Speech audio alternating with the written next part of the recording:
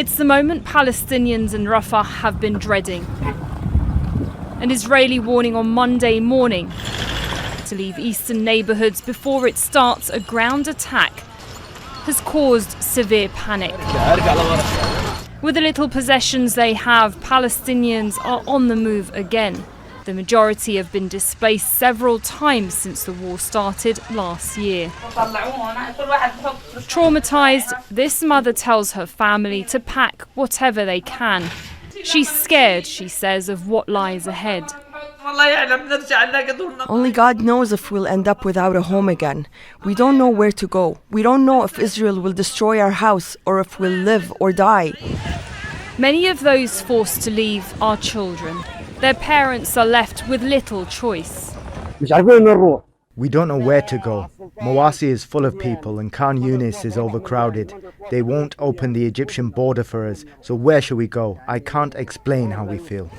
The Israeli military dropped leaflets from the air warning that extreme force will be used on Rafah, a city already overwhelmed with 1.5 million Palestinians sheltering there.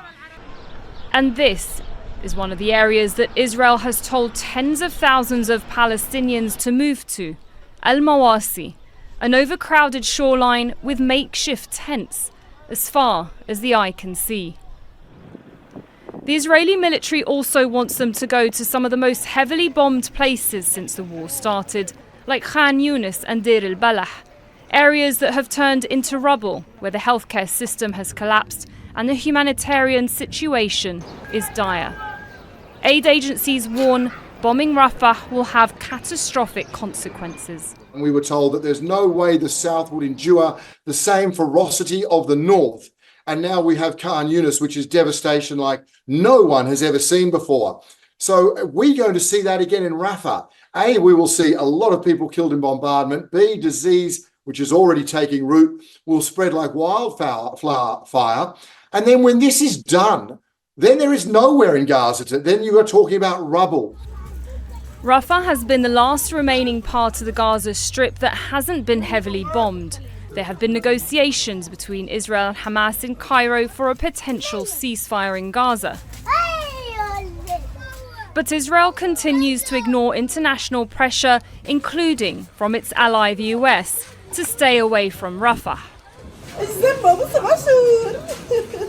What did this baby do to deserve this? Asks this woman, as she holds her orphaned relative killed in an Israeli airstrike on Sunday. Too young, she says, to even know what a Palestinian is, or an Israeli. A baby whose short life only saw war. Sara, Khairat, Al Jazeera.